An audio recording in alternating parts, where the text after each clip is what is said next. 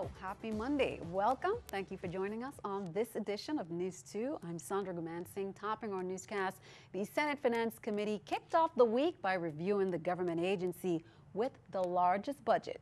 On Monday morning, the Department of Education, they presented a budget that represents a large chunk of the total government operating budget. Education officials explained why they should get supplemental funding and what areas in education will suffer if they don't. News2's April Knight has more. The Department of Education needs more than $209 million to operate this year, and $167 million of that will come from the general fund. That's according to Education Commissioner Sharon Ann McCullum. According to McCullum, they're experiencing a continual reduction in appropriations. This year's federal funding is more than $500,000 less than last year's awards. The general fund appropriation this year is also $1.5 million less than last year's, and that reduction is going to affect repairs and maintenance. The issue of maintenance and poor infrastructure has been a key complaint of teachers' unions. We are addressing as many issues as we can with the funding that we do have. I mean, for sure, the health and safety, regardless of funding, we'll do our best to address those. We are trying to address the larger type projects. Commissioner McCullum also said teacher retention is a problem. The territory's non-competitive salaries and strict certification standards are partly to blame. We are going to have to relax certification. We're going to have to hire people who have bachelor's degrees in their content area and allow them to come into teaching. But we've got to give them the salary. This coming school year, the Education Department is focusing on student achievement. It's also working with an interagency and interfaith task force on the territory's young male students. I have taught, worked with as a principal, and we are specifically targeting the improvement and what necessary remediation and intervention is needed for our young males. Reporting for News 2, I'm April Knight. In other news, VI Republican Valerie Stiles is not giving the fight for delegate seats to the Republican National Convention just yet. Last week, the Superior Court ruled that there is no 90-day residency requirement in order to vote in the Virgin Islands. This meant that John Yob and two others were eligible to run in the March 10th caucus, which they already won. Stiles' lawyer, however, said that as an intervener in that case, Stiles was treated as a mere second-class litigant. They're appealing the Superior Court's decision in the VI Supreme Court. Federal Judge Curtis Gomez on Friday extended a 2-week restraining order against Governor Kenneth Mapp by 2 more weeks, preventing him from replacing Judge Michael Dunstan with Judge Harold Willocks as presiding judge of the territory's Superior Court. The order comes just 2 weeks after Judge Dunstan filed suit against the governor. Judge Gomez said that the court needed more time before making a final decision, given that briefs from the attorneys of both Mr. Mapp and Judge Dunstan were filed on July 5th. The governor said his decision to replace Judge Dunstan was based on the slow pace in which cases go to trial in the Virgin Islands. Just a quick note, the Superior Court of the VI is observing its summer recess. It began from today, Monday, July 11th. It goes on until Friday, July 22nd. During this period, the court's staff will be participating in its first Health and Wellness Symposium, which will include presentations on a number of health-related matters, HRA assessments, several training initiatives for its supervisors and general staff, various exercises, as well as other stress-relieving and physical fitness activities. The court will be operated with a limited staff on St. Croix, that's Friday, July 15th, and on St. Thomas St. John, Friday, July 22nd. However, they say advice of rights will be heard as scheduled and filings will still be accepted. Turn our attention to police reports on Sunday, July 10th at around 9:52 p.m. Officers were dispatched by 911 call center to an auto collision on the Queen Mary Highway in the vicinity of the old Brow Soda Factory building. Here's more from VIPD. Traffic officers' investigation reveals that a middle-aged Hispanic male driver was traveling eastbound in his pickup truck, and a black male driver was traveling in a compact sedan traveling eastbound in the west lane collided. The collision occurred on the westbound lane. The black male driver, Mr. Ira Williams, 48-year-old, lifeless on the scene, was later transported to the hospital where he was pronounced dead. The 68-year-old male Hispanic driver was transported to the Wangiflui Hospital. The victim was unable to give a statement due to his injuries. Also, in other reports, the latest reports are indicating, but has not been confirmed by police. They say a suspect is in custody. On Sunday night, during a social event at Altona Lagoon, police circled the area, inquiring whether the organizers had a permit in their possession. And after learning that the Department of Sports Park Recreation had issued a permit, the officers left the area soon after, just about 11 p.m. The 911 emergency call center dispatched officers back to the lagoon to respond to the shots of gunfire. Here's more. On said evening, when an unknown vehicle drove by and started shooting at individuals at the party. 4 individuals was injured from the gunshot wounds.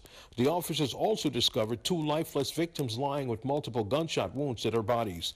18-year-old Malik Benjamin and 18-year-old Yafari Broadhurst, both victims succumbed to their injuries sustained from the gunshot wounds. Next of kin has been notified. This incident is currently under investigations by the Criminal Investigations Bureau. Again, reports are indicating a suspect is in custody, but not confirmed. Be sure to count on 2. We will keep you updated. Meanwhile, on Saturday, July 9th at roughly 9:49 p.m., officers were dispatched by the 911 emergency call center to Clifton Hill in response to a report of gunfire. At the scene, detectives discovered spent casings on the roadway. They say a vehicle pulled up in front of the residence and opened fire, where several individuals were gathered. A 16-year-old minor and a 20-year-old male was shot. The 2 victims were transported to the emergency room via private vehicle.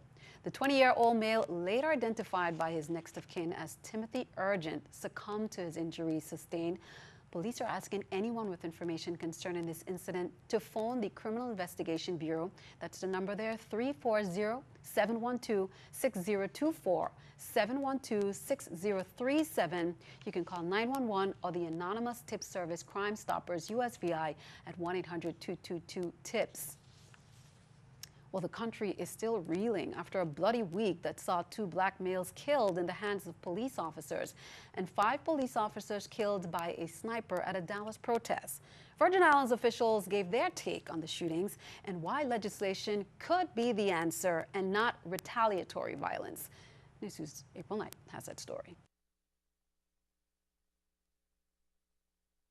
Director Comey, I would rather be here talking with you about the FBI's investigation and their resources to those individuals who are acting under color of law, who have apparently committed egregious violations in the killings that we've seen in the recent days. That was Delegate Stacey Plaskett at last week's Congress inquiry into the FBI's investigation of Hillary Clinton's emails. Plaskett was among Virgin Islands leaders who sent out a response to the series of shootings in the mainland last week. That affects all of our communities.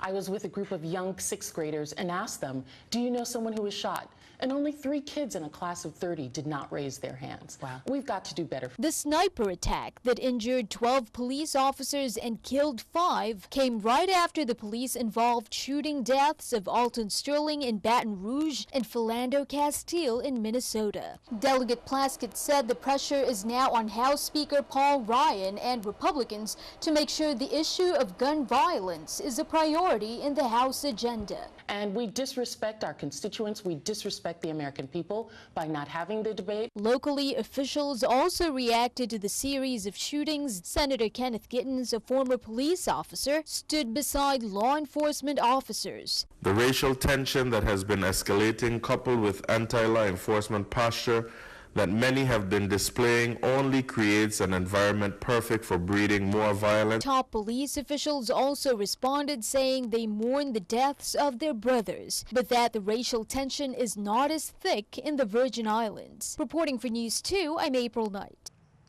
Delegate Plaskett also responded to the weekend shootings in the territory that claimed the lives of 3 young males. She said this has become too pervasive in the community and that all should step up to fight gun violence, and of course we reported about that a little earlier. Well, meanwhile, it was a weekend of demonstrations and memorials across the country. The U.S. is still reeling from the events of last week, both the horrific ambush attack against police in Dallas and the two gruesome videos showing the deaths of two African-American men at the hands of law enforcement. Scott McLean reports. This is the best department in the country, and I'm proud to be associated with the men and women of the Dallas Police Department. And this tragic incident will not discourage us.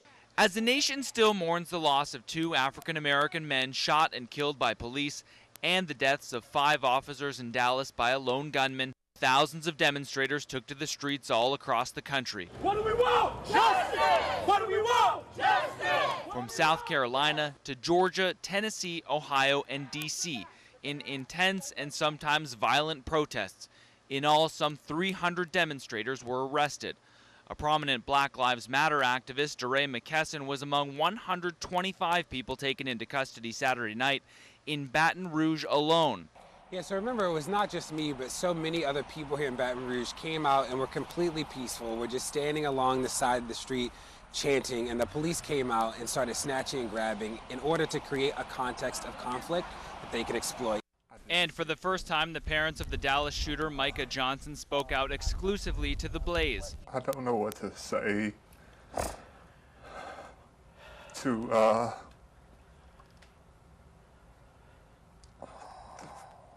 anybody to make anything better.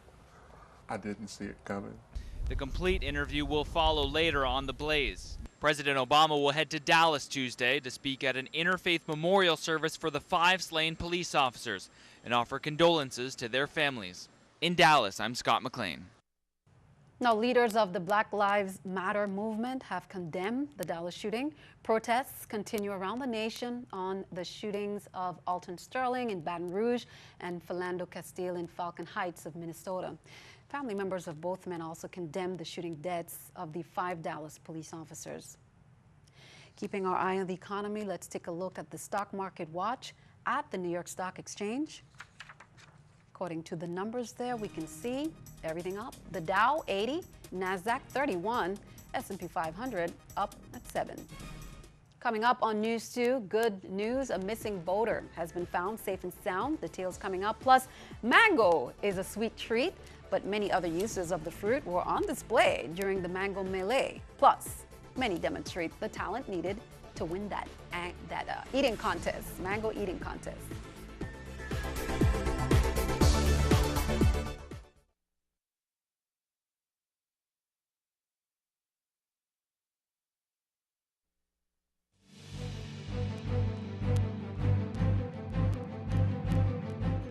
Great highlights. We'll see that a little later on in the show. Well, 2 trucks have collided in the northeast of the Dominican Republic, killing at least 16 people and injuring another 12.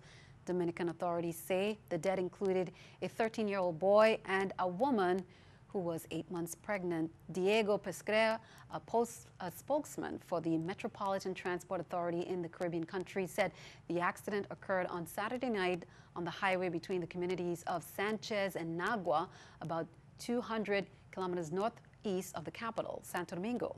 The 2 vehicles slammed into each other front on. One truck was returning from a religious event with about 30 people in the back, including children, originally published as 16 dead in Dominican Republic crash.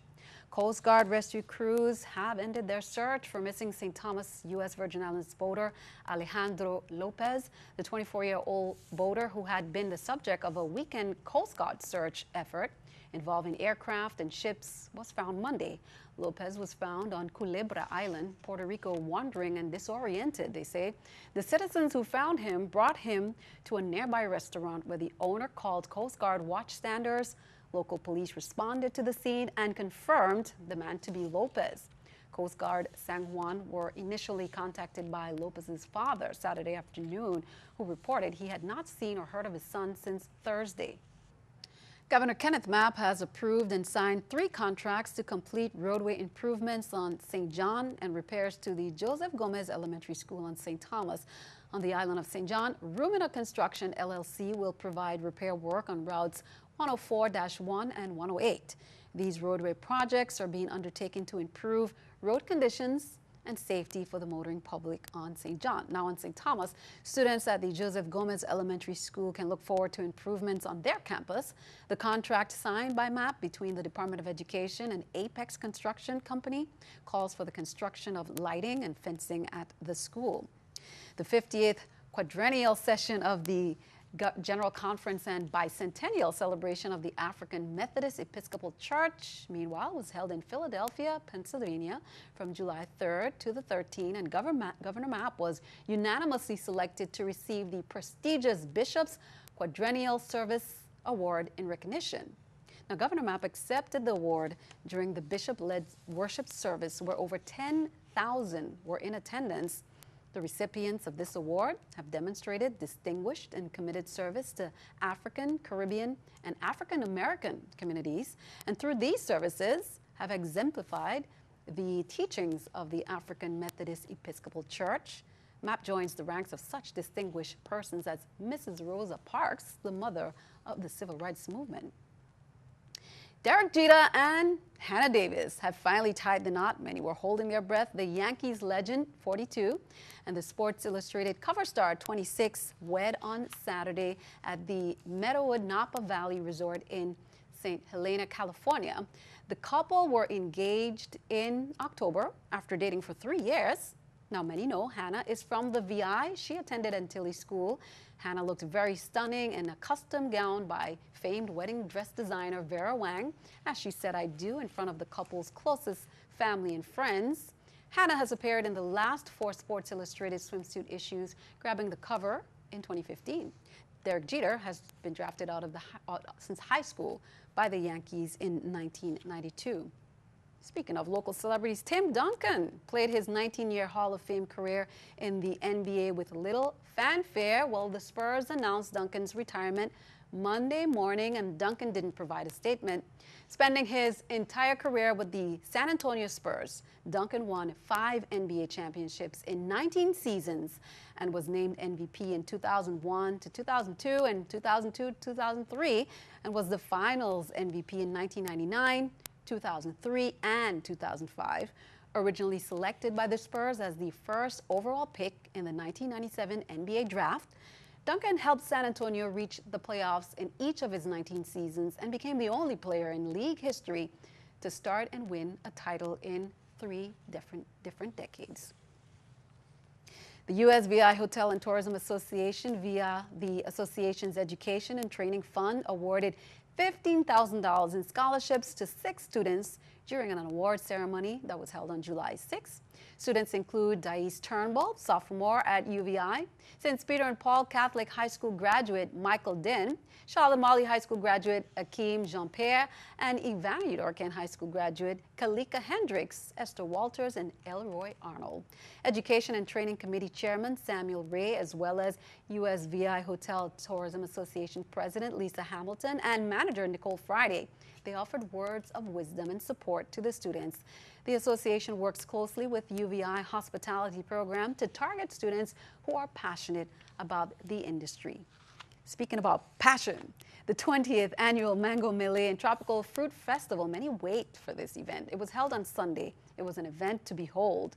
The thousands of people who were treated to an amazing display of mangoes and tropical fruits, over 100 vendors with arts, crafts, food, and clothing. The celebrity dunk tank, that was a splashing success.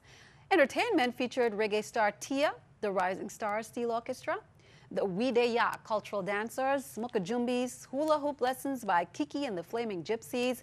As usual, the youngsters and adults mango eating contests brought chairs for the contestants. The Synchro Animal and Welfare Center held a fundraising and awareness event Saturday at the Lorraine McDonald's. Several dogs were up for adoption, and pet owners were encouraged to bring their pets and receive vaccines, flea and tick prevention, and even microchips. For more information about the animal shelter donations, or even to volunteer, the number to call is 778-1650. Animals that are up for adoption, they are all the most amazing animals you've ever met. Pets that have a microchip have a greater than 95% chance of being returned to their owner versus just tags, it's less than 50%. Vaccines, of course, we have a lot of parvovirus on island. A lot of young puppies are extra susceptible to that, so the vaccines prevent that. Deworming is also very critical. Hookworms, we've seen a lot of puppies dying of hookworms. It causes severe anemia.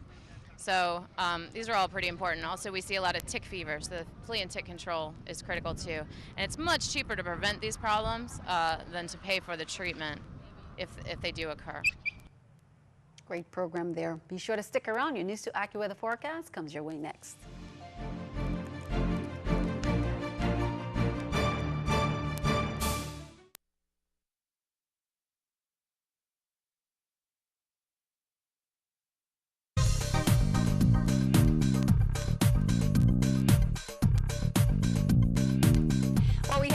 Weather to talk about for the Virgin Islands. I'm Molly Cochran, and we can see on our current satellite really not too much to show here other than a brief shade of gray to white indicating some cloud cover and the potential for an isolated shower. That's going to be at best over the next few days. So as we go into tonight, we could be talking an isolated shower chance. Overnight low stays in the 80s, so still feeling quite warm even as the sun goes down. Now for tomorrow in St. John, daytime high of 90, a shower in a few places as well, but for the most part it is looking clear and relatively quiet. And that threat for a spotty shower going to exist for St. Thomas, but I just want to express that it is spotty at best. Daytime high coming in at 90 degrees. For the most part it will be dry and pleasant. A quick shower possible in St. Croix for tomorrow. Temperature here also at the 90 mark. As we take a look at our marine forecast, the Atlantic facing beaches waves between 3 to 6 feet and our winds are out of the east between 8 to 16 knots. So boaters still want to exercise a bit of caution, and that's also going to be the case for the Caribbean facing coastline as well. Those waves also registering between 3 to 5 feet. Now as we take a look at our extended forecast, nice weather sticks around into Wednesday and Thursday, looking at a great afternoon. Dry air just continues to press into the Virgin Islands. So good news for any outdoor plans coming up or any vacationers that wanted to head out to the beach. Really a nice couple of days coming on up. Better chance to see a shower into Friday and Saturday afternoon. Brief and quickly in, quickly out. Our overnight lows, though, going to be staying in the lower 80s as we head into the rest of this week and upcoming weekend. Sandy, back to you. Thanks for that. Time for our News 2 weather picture there by Aaliyah Surrett, 8 years of age, representing the Ricardo Richards Elementary School. We can call that sailing to a tropical paradise. Now I have some family members headed on a cruise ship right now sailing to VI. I'm looking forward to seeing them. That's Joanne, Tara, the Aird family, and the Walmsley family. We look forward to seeing you guys head here to St. Thomas. Well, send us your News 2 weather picture there if you want to be featured to News 2 Innovative Business Center, 4611 Tutu Park, Suite 300. St. Thomas, Virgin Islands, 00802. And that is all for this edition of News 2. We'd like to thank you for joining us for all the latest in news, weather, and sports. I'm Sandra Mansting. We'll see you next time.